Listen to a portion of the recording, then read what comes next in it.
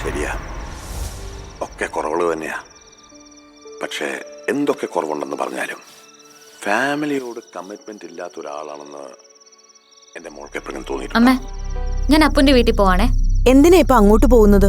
അതെന്താ, എനിക്ക് അവിടെ പോയിക്കൂടെ? പോകണ്ടെന്ന് ആരും പറഞ്ഞില്ലല്ലോ. പകല് മുഴുവനും അങ്ങോട്ടും ഇങ്ങോട്ടും പോവുകയും കാണുകയൊക്കെ ചെയ്യുന്നതല്ലേ, അതുപോരെ. രാത്രിയില് അവരവർ സ്വന്തം വീട്ടിൽ സ്റ്റേ ചെയ്താ മതി. എന്താ അമ്മ ഇപ്പൊ ഇങ്ങനൊക്കെ? എനിക്ക് മനസ്സിലാവുന്നില്ല. എന്താ എന്താ ഇവിടെ? കൂട്ടുകാരിയെ കാണാൻ ഇറങ്ങിയതാ ഇവള്. അത് വേണ്ടെന്ന് പറഞ്ഞേനെ തറുതല പറയുക. നോക്കുമാളു, കാര്യങ്ങൾ നിന്നോട് തുറന്നു പറയാം. അപ്പുന്റെയും നിന്റെയും ഫ്രണ്ട്ഷിപ്പ് ഒന്ന് ലിമിറ്റ് ചെയ്യാനാണ് ഞങ്ങളുടെ തീരുമാനം. ഞങ്ങളൊന്ന് ഉദ്ദേശിച്ചത് ഞാനും അമ്മയും മാത്രമല്ല, വിപിയും ഗീതയും ഒക്കെ ചേർന്നെടുത്ത തീരുമാനമാണ്. എല്ലാരും കൂടി ചേർന്ന് ഇങ്ങനൊരു തീരുമാനം എടുക്കുമ്പോ അതിന് പിന്നിൽ ഒരു കാരണം കൂടി ഉണ്ടാവുമല്ലോ അച്ഛാ. അതുകൂടി ഒന്ന് അറിഞ്ഞാൽ കൊള്ളാം. അതും പറയാം. അതുകൂടി നീ അറിയണമല്ലോ. കോളേജിൽ നിന്നുള്ള നിങ്ങളുടെ മിസ്സിങ്ങിന്റെ പേരിൽ 2 വീട്ടുകാർക്കും ചില ബുദ്ധിമുട്ടുകളുണ്ടായി. ഇത്രയും വർഷത്തെ ഫ്രണ്ട്ഷിപ്പിനിടയിൽ ആദ്യമായിട്ടാ ഞങ്ങൾ പേരൻസിന് പരസ്പരം മുഷിഞ്ഞ് സംസാരിക്കേണ്ടി വന്നത്. അവരവരുടെ മക്കളുടെ ഭാഗത്ത് തെറ്റൊന്നുമില്ലെന്ന് വരുത്തി തീർക്കാൻ രക്ഷിതാക്കൾ ശ്രമിക്കുന്നത് സ്വാഭാവികം. പോട്ടെ, കാരണം എന്തായാലും അത് സംഭവിച്ചു. ഇനി ഒരിക്കലും 2 വീട്ടുകാർക്കും ഇടയിൽ അങ്ങനൊരു വിള്ളൽ ഉണ്ടാകാതിരിക്കാനാണ് ഞങ്ങൾ പരസ്പരം ആലോചിച്ച് ഇങ്ങനൊരു തീരുമാനം എടുത്തത്. അത് മാത്രമല്ല മാളു, മുത്തശ്ശി പറഞ്ഞ പോലെ നിങ്ങളിപ്പോ വെറും കുട്ടികളല്ല. ഭാവിയിൽ എപ്പോഴാണെങ്കിലും തമ്മി പിരിഞ്ഞു ജീവിക്കേണ്ടവരാ. ഇപ്പോഴേ അതിനൊരു തയ്യാറെടുപ്പ്. ഇതിന് നീ അങ്ങനെ കണ്ടാ മതി മോളെ. ഇന്നലെ 2 പേരും അവരവരുടെ റൂമിലല്ലേ കിടന്നത്?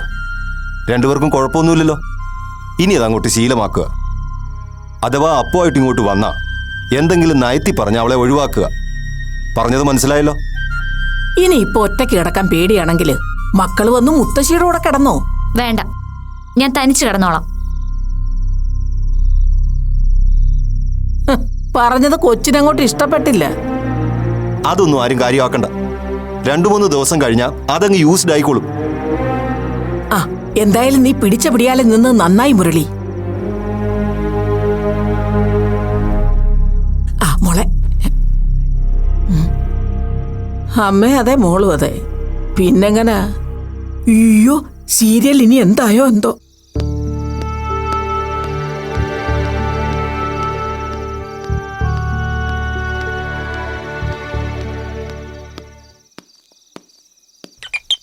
ആയേ, ഞാൻ മധുമതിയാ. ആ, എന്താ ടീച്ചറെ? അനു അവിടെ ഉണ്ടോ? ഇല്ല, അവളിന്ന് ഇങ്ങോട്ട് വന്നതേ ഇല്ല. എന്തു പറ്റി ടീച്ചറെ? വന്നില്ല.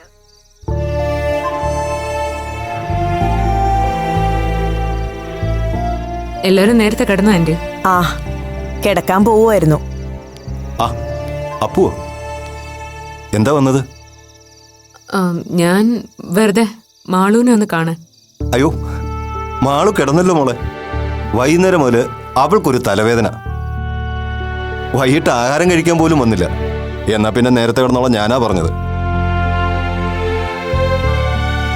ഞാൻ വിളിച്ചിട്ട് ഫോണും എടുത്തില്ല. അത് ഇതുകൊണ്ടാവും. ഞാനൊന്ന് കണ്ടിട്ട് വരട്ടെ. അയ്യോ മോളെ, അവൾ ഉറങ്ങിക്കാണും. ഇനിയിപ്പോൾ അവളെ ഡിസ്റ്റർബ് ചെയ്യണ്ട. രാവിലെ കാണാമല്ലോ.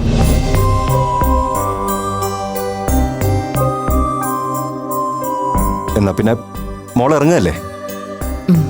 ശരി എങ്കിൽ good night. Aunty good night. Good night അപ്പോ.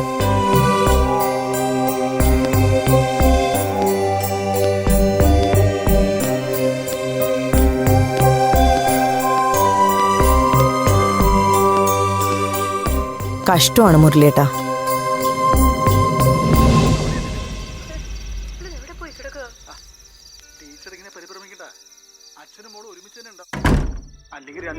ആ, ഇപ്പൊ ചെയ്തത് നല്ല കാര്യം. ഇത് കുറച്ച് മുമ്പേ ചെയ്യണമായിരുന്നു. അങ്ങനെയായിരുന്നെങ്കിലേ ഇപ്പൊ ഇങ്ങനൊന്നും വരില്ലായിരുന്നു. പാവം, നമ്മൾ അവളെ ഒഴിവാക്കിയതാന്ന് അപ്പുന് നല്ലതുപോലെ മനസ്സിലായിട്ടുണ്ട്. മനസ്സിലാക്കിയ കണക്കായി പോയി. ഇവിടുത്തെ കൊച്ചിനെ കാര്യങ്ങൾ പറഞ്ഞ് മനസ്സിലാക്കാൻ ഇവനായല്ലോ. അതുപോലെ അവിടെ ഉള്ളവർക്ക് എന്താ ചെയ്താല്? അപ്പോ വന്നത് VP അറിഞ്ഞിട്ടുണ്ടാവില്ല. ആ, അത് തന്നെ കുഴപ്പം. നാട്ടിലുള്ള പിള്ളേരെ നന്നാക്കാൻ നടക്കുന്നയാൾക്ക് സ്വന്തം കൊച്ചിന്റെ കാര്യം നോക്കാൻ സമയമില്ല. തന്തേ അതെ തള്ളേ അതെ.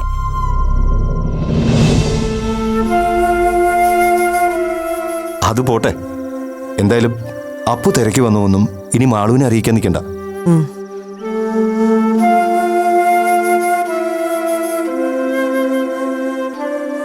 അമ്മ ഇനിയും ടി വി കാണാനിരിക്കുവാണോ? കിടക്കുന്നില്ലേ? 10 മണിക്കേ മിഴുനീർ കുരുവിയുണ്ട്, അതുകൂടി കണ്ടിട്ട് കിടക്കാം. ഭഗവതി, ആ കൊച്ചിന്റെ കല്യാണം ഇന്ന് മുടങ്ങുമോ എന്തോ. ടീച്ചർ ടെൻഷൻ ആവണ്ട, മോള് മേനന്റെ കൂടെ തന്നെ കാണും.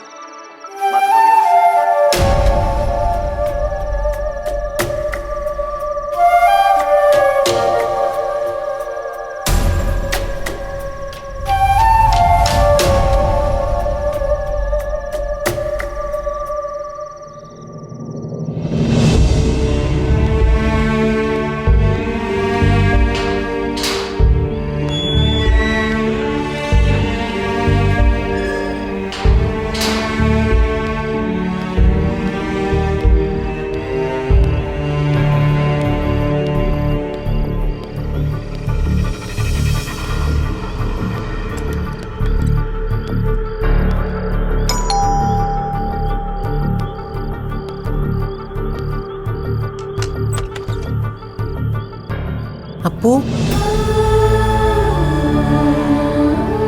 അച്ഛൻ പറഞ്ഞൊരു കാര്യമുണ്ടെന്ന് ഇപ്പൊ നിനക്ക് മനസ്സിലായില്ലേ മോളെ?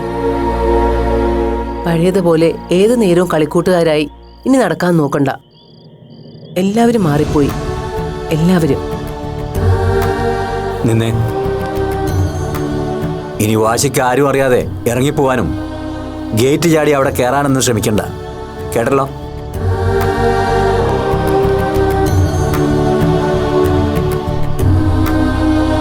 എന്നാലും അപ്പൂനെ തിരിച്ചയക്കാൻ തോന്നിയല്ലോ അവർക്ക്. VP പറഞ്ഞതാണ് ശരി. അപ്പു അവർക്കൊക്കെ ഒരു ബാധ്യതയായി തുടങ്ങിയിരിക്കുന്നു. ഇപ്പൊ എനിക്കും അത് മനസ്സിലായി. അപ്പൂനത് മനസ്സിലാക്കാൻ ഇനിയും സമയമെടുത്തേക്കും. പക്ഷെ അതുവരെ ക്ഷമിക്കാൻ അശ്വതിക്കും മുരളിക്കും മനസ്സുണ്ടായെന്ന് വരില്ല. നമ്മൾ വേണം അത് ശ്രദ്ധിക്കാൻ.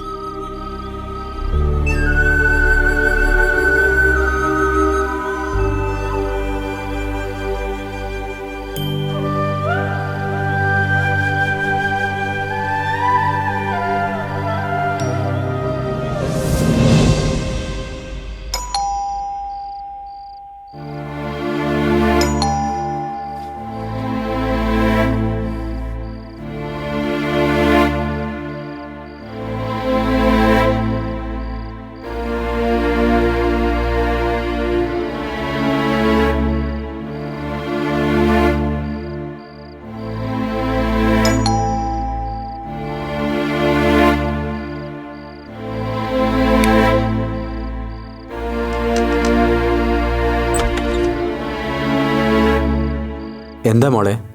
ഞാനിന്ന് ഇവിടെ കിടക്കുന്ന അങ്കിൾ. മാളു, മോളെ ഇങ്ങോട്ട് പോകുന്ന കാര്യം മുരളിയോടും അശ്വതിയോടും പറഞ്ഞോ? ഇല്ല, പറഞ്ഞാൽ ഇങ്ങോട്ട് വരാൻ സമ്മതിക്കില്ല.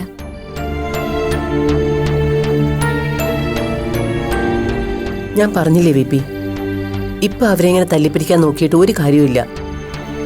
കുഞ്ഞുനാൾ മുതലെയുള്ള ശീലങ്ങളാ ഇതൊക്കെ. രണ്ടുപേർക്ക് ഇനി ഒരു കുടുംബജീവിതം ആവുന്നത് വരെ ഈ കൂട്ടുകെട്ട് ഇങ്ങനെ തന്നെ തുടരും. മാള് ഇവിടേക്ക് പോകുന്ന കാര്യം അവരെ വിളിച്ച് അറിയിക്കണ്ടേ? അതിന്റെ ആവശ്യമുണ്ടോ? ഈ രാത്രി ഇനി ഇക്കാര്യം പറഞ്ഞ് അവരെ ഡിസ്റ്റർബ് ചെയ്യണ്ട. അവിടെ ഇല്ലെങ്കിൽ മാളു ഇവിടെ ഉണ്ടാവുമെന്ന് അവർക്കറിയാലോ. അതെ, ഇനി ഇതേപ്പറ്റി ആലോചിച്ച് മനസ്സ് വിഷമിപ്പിക്കാതെ വന്ന് കിടക്കാൻ നോക്ക്.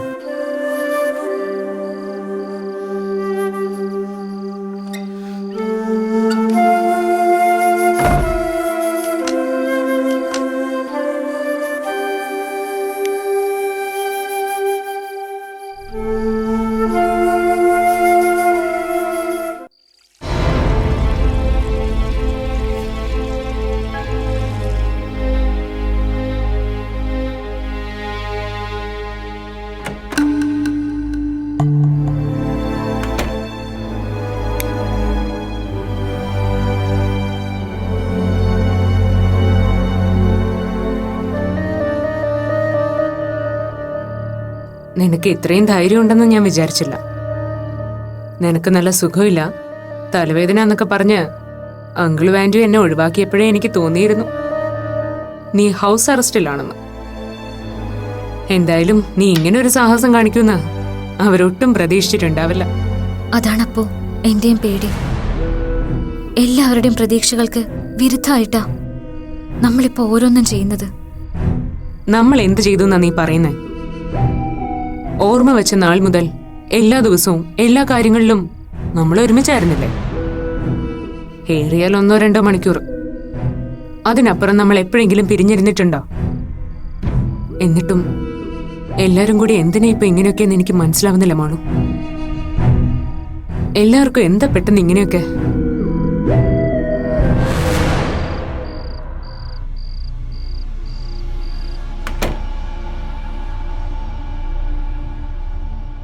എനിക്ക് ചില സംശയങ്ങളുണ്ട്.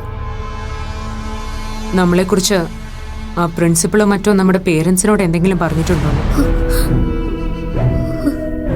ഈശ്വരാ, അപ്പോ എനിക്ക് നല്ല പേടിയാവുന്നുണ്ട്. എന്തിന് പേടിക്കാൻ? നമ്മൾ എന്ത് തെറ്റാ ചെയ്ത്?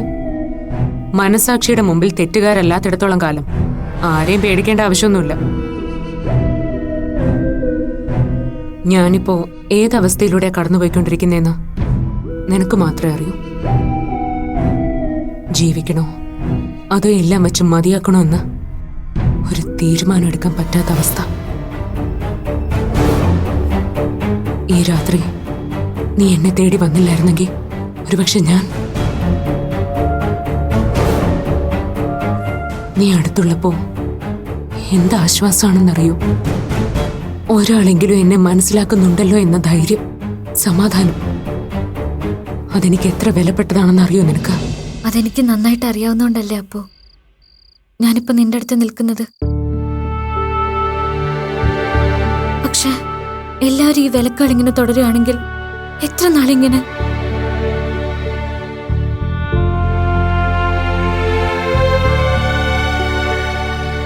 അപ്പോ നമുക്കിത് വീട്ടുകാരെ അറിയിച്ചാലോ? നോ, അത് വേണ്ട. എന്നെ എന്റെ അച്ഛനെ അമ്മയെക്കാളും മനസ്സിലാക്കിയ ഒരു വ്യക്തി നീയാണ്. ആ നിനക്ക് പോലും എന്റെ ഈ മനസ്സ് ഉൾക്കൊള്ളാനാവുന്നില്ല. അപ്പൊ പിന്നെ മറ്റുള്ളവരെങ്ങനെയായിരിക്കും ഇതിനോട് റിയാക്ട് ചെയ്യാന്ന് എനിക്ക് ഊഹിക്കാവുന്നതേ ഉള്ളൂ. എന്നെങ്കിലും ഒരിക്കൽ ഈ സത്യം എല്ലാവരും അറിഞ്ഞേ പറ്റൂ. അതറിയിക്കാനുള്ള സമയമാവട്ടെ. പക്ഷെ അതിനു മുമ്പ് എനിക്ക് നിന്നിൽ നിന്നും ചിലതറിയണം. അരുൺ ഭാസ്കറിന്റെ പ്രപ്പോസൽ നീ സീരിയസ് ആയിട്ട് എടുക്കുന്നുണ്ടോ? ഞാൻ ഓക്കെ പറഞ്ഞില്ലെങ്കിൽ അവനോട് പോയി പണി നോക്കാൻ പറയൂന്നാണ് നീ എന്നോട് പറഞ്ഞത്. ഇപ്പോഴും ആ അഭിപ്രായം തന്നെയാണോ നിനക്ക്? സാരമില്ല, നന്നായിട്ട് ആലോചിച്ചിട്ട് പറഞ്ഞാൽ മതി. വാ, കിടക്കാം.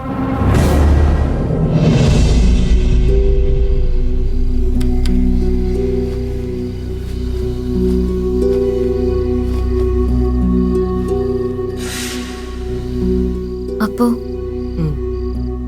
വെറുതെ ചോദിക്കുക, ആ പ്രപ്പോസൽ ഞാൻ സീരിയസ് ആയിട്ട് എടുത്താൽ നീ എങ്ങനെയാ റിയാക്ട് ചെയ്യാ? അതിപ്പോ പറയാൻ പറ്റില്ല മാളു. ചാകാൻ തീരുമാനിച്ച ആളോട് എങ്ങനെ മരിക്കുന്നതാണ് ഇഷ്ടമെന്ന് ചോദിക്കുന്നത് പോലെ.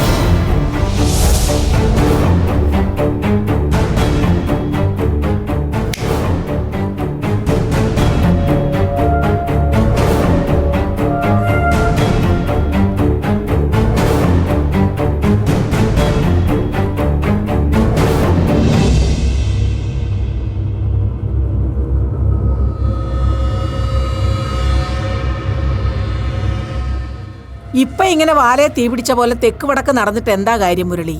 നിയന്ത്രിക്കേണ്ട സമയത്ത് നിയന്ത്രിക്കണമായിരുന്നു. എല്ലാരും കൂടി എന്റെ തലയിലോട്ട് കയറിക്കും. കണ്ടോ ഞാൻ എന്തെങ്കിലും പറഞ്ഞാൽ നിങ്ങൾ ഭാര്യയ്ക്കും ഭർത്താവിനും അത് പിടിക്കുകയല്ല. എന്നാ ഇമാതിരി കോപ്രായങ്ങൾ കണ്ടാ മിണ്ടാതിരിക്കാൻ എന്നെ കൊണ്ട് പറ്റുകയല്ല. ഇങ്ങ് വരട്ടെ, ഇന്നത്തോടെ അവിടെ അഹങ്കാരം തീർക്കുന്നുണ്ട് ഞാൻ. എന്റെ മുരളിയേട്ടാ, നിങ്ങളും കൂടി ഇങ്ങനെ തുടങ്ങിയാലോ? അതിനുവേണ്ടി ഇപ്പൊ ഇവിടെ ഒന്നും സംഭവിച്ചില്ലല്ലോ. ആ, ഒന്നും സംഭവിച്ചില്ല പോലും. നീ ഇങ്ങനെ കണ്ണടച്ചിരുട്ടാക്കല്ലേ അശ്വതി. പ്രായം തികഞ്ഞ ഒരു പെണ്ണ് പാതിരാത്രി വീട്ടിൽ നിന്ന് ഇറങ്ങിപ്പോയി മറ്റൊരു വീട്ടിൽ ചെന്ന് കേറുകയെന്ന് വെച്ചാ അതൊന്നുമല്ലെന്നാ.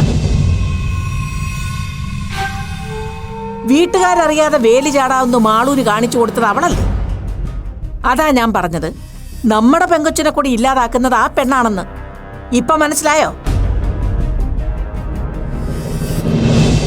ആ വന്നല്ലോ. മാളൊന്നും നിന്നേ. ഇന്നലെ എവിടെയായിരുന്നു നീ? ഞാൻ അപ്പൂന്റെ അടുത്തായിരുന്നു. ആ ചോദ്യത്തിനുള്ള ഉത്തരമായല്ലോ. ഇന്നലെ രാത്രി ഈ വീട്ടിലെ റൂമിലായിരുന്നു നീ ഉറങ്ങാൻ കിടന്നത്. പിന്നെ എങ്ങനെ അപ്പുന്റെ വീട്ടിലെത്തി? അതാ ചോദിച്ചത്. അത് ഞാൻ ഇറങ്ങിപ്പോയതാ. നിങ്ങൾ അറിഞ്ഞ സമ്മതിക്കില്ലല്ലോ, അതുകൊണ്ടാ പറയാതെ പോയത്. ഒരെണ്ണം ഞാനങ്ങ് വെച്ചു തന്നോണ്ടല്ലോ. എന്ന് മുതലാടി നിനക്ക് ഈ മിടുക്കൊക്കെ ഉണ്ടായത്? അച്ഛൻ എന്താ ഇങ്ങനെ? ഓർമ്മ വെച്ച നാള് മുതൽ ഞാനും ഒപ്പം ഒരുമിച്ചല്ലേ കിടക്കുന്നേ. ഇതുവരെ ആർക്കും അതിനൊരു പ്രശ്നം ഉണ്ടായിരുന്നില്ലല്ലോ. ഇപ്പൊ എന്താ എല്ലാരും ഇങ്ങനെ?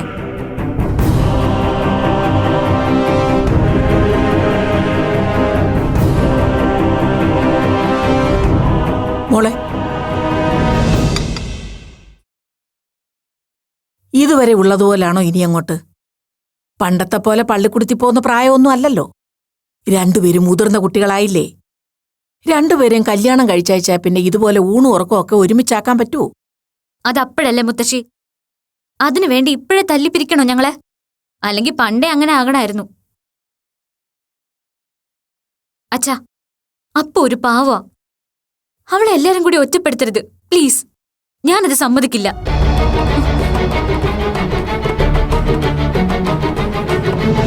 മുരളിയേ, കൊച്ചു കൊത്ത കൂവാൻ തുടങ്ങിയല്ലോ. ഇതങ്ങോട്ട് നീട്ടിക്കൊണ്ടു പോകാതിരിക്കുന്നതാ നല്ലത്. പഠിത്തം കഴിയാനൊന്നും നിൽക്കണ്ട. എത്രയും പെട്ടെന്ന് കെട്ടിച്ചു വിടാൻ നോക്കുന്നതാ ബുദ്ധി.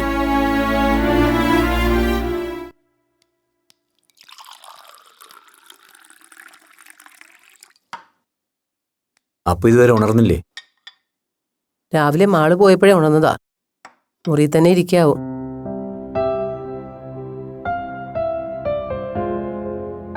രാവിലെ മുരളി അശ്വതിയോ മറ്റോ വിളിച്ചിരുന്നോ? എന്തിന്? അല്ല, ഇന്നലെ മാള് ഇവിടെ ഉണ്ടായിരുന്നതിനെ പറ്റി വല്ലതും ചോദിക്കാൻ. ഇല്ല.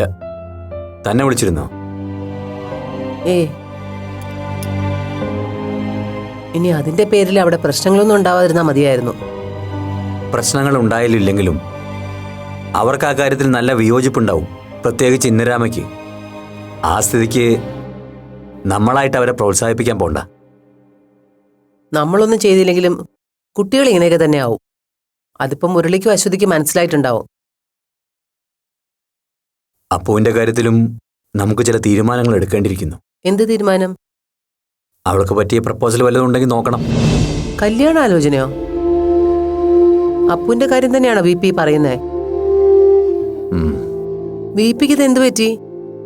മാളുവിന്റെ കാര്യത്തില് ഇത്ര നേരത്തെ വേണോന്ന് കുറ്റം പറഞ്ഞ ആള് ഇപ്പൊ എന്താ കൂട്ടുകാരന്റെ ട്രാക്കിലേക്ക് മാറിയോ?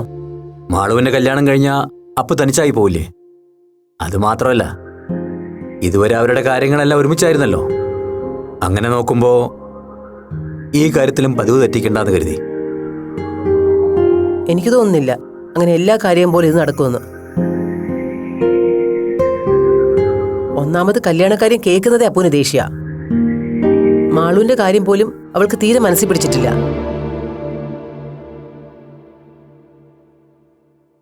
ഇനി അതിന്റെ കൂടെ ഇതും കൂടെ കേട്ടാ അവളിവിടെ മുഴുവൻ പൊളിച്ചെടുക്കും.